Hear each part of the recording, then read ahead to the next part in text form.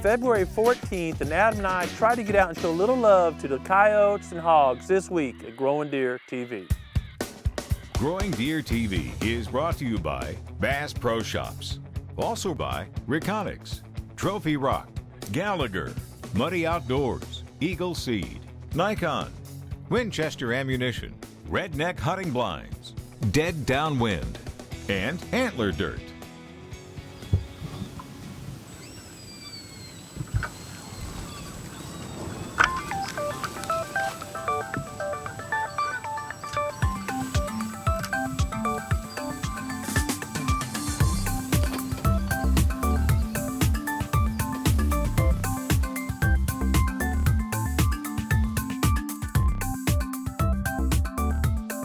We had our first measurable snow a couple days ago, and you hear it dripping off the barn now as it's 50 degrees and back to an abnormally warm winter.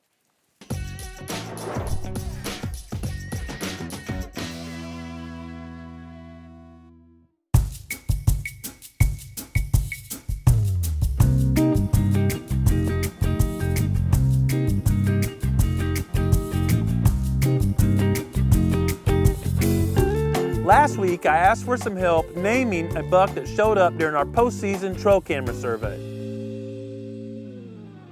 We had over 300 suggestions on our Facebook page with very creative names for this buck. Adam and I went through and really reviewed the names, thinking about how we use them and whispering back and forth in a tree stand and what's practical. And we really decided that Josh Mills had a great name because he came up with 8-Ball for this new buck. Josh's suggestion of 8-Ball really made sense to Adam and I because he's blind on the right eye, so at nighttime you see a big ball on one side shining back at the trail camera. And he had a typical mainframe 8 rack.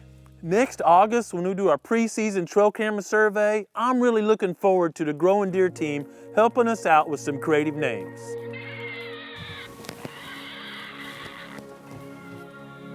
Adam and I had a chance to go hog hunting on a friend of mine's place about an hour and a half from here today, but when we got there, the wind was dead opposite of what the weatherman predicted. That, with the unusual high temperatures, didn't give me much confidence we were going to see a hog, so I took the opportunity to go out and inspect his food plots. In this particular field, he planted 4 or 5 laps around the outside with Eagle Seed beans and the middle with conventional beans. Eagle Seed forage beans have been hand-pollinated or hand-bred for literally 40+ years, selecting for certain traits, maximum forage, drought resistance, where conventional beans are selected primarily only for yield production and to mature at the same time so the combine can be put in the field at the same time and harvest all the beans. Now this is a preferred option if you got 50, 60, or 500 acres of beans that you want to harvest with a combine and be done before Thanksgiving because they ripen so early. But if they're allowed to stay in the field late, they tend to shatter. And when they shatter, it means all these pods are just hollow, the beans have fallen to the ground. There's nothing available for the deer or turkey, other forms of wildlife to eat this time of year. Where an eagle bean has been bred to hold these pods, they're still holding pods right now. Tremendous amount of pod growth. The pods are viable, not on the ground where they can mold, easily accessible to wildlife.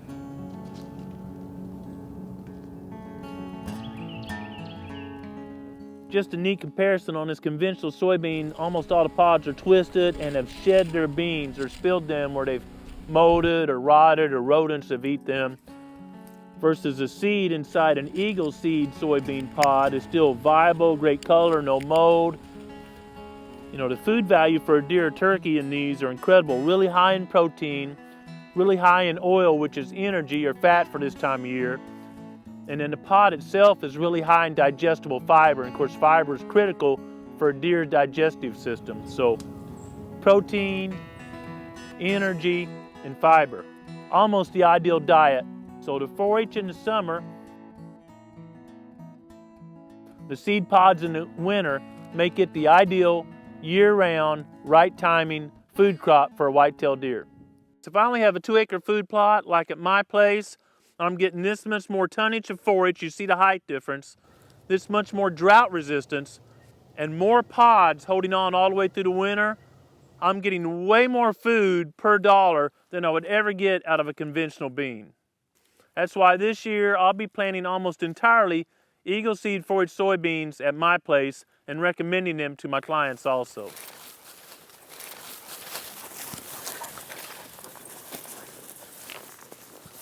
Tracy's chomping at the bits to get out in these mild temperatures, and the fact that the last week of our trail camera survey, we had very few reconyx images of bucks with antlers on.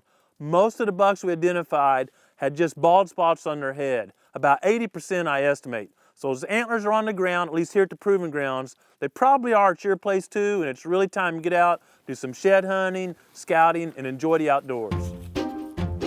There were a few that were just showing one side, which is really kind of odd.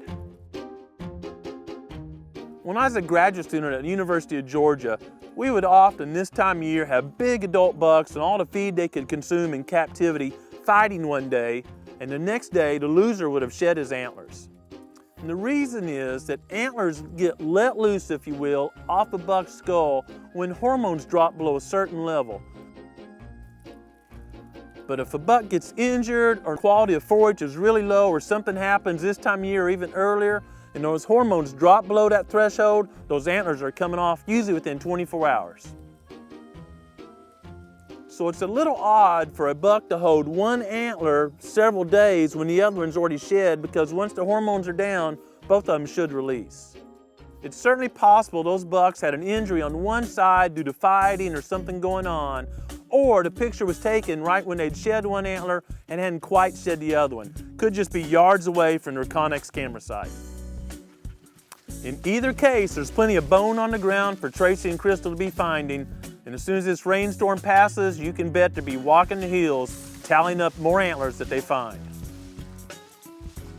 Whether you're scouting or shed hunting, I hope you get a chance to get out and enjoy creation this week. Thanks for watching GrowingDeer.tv.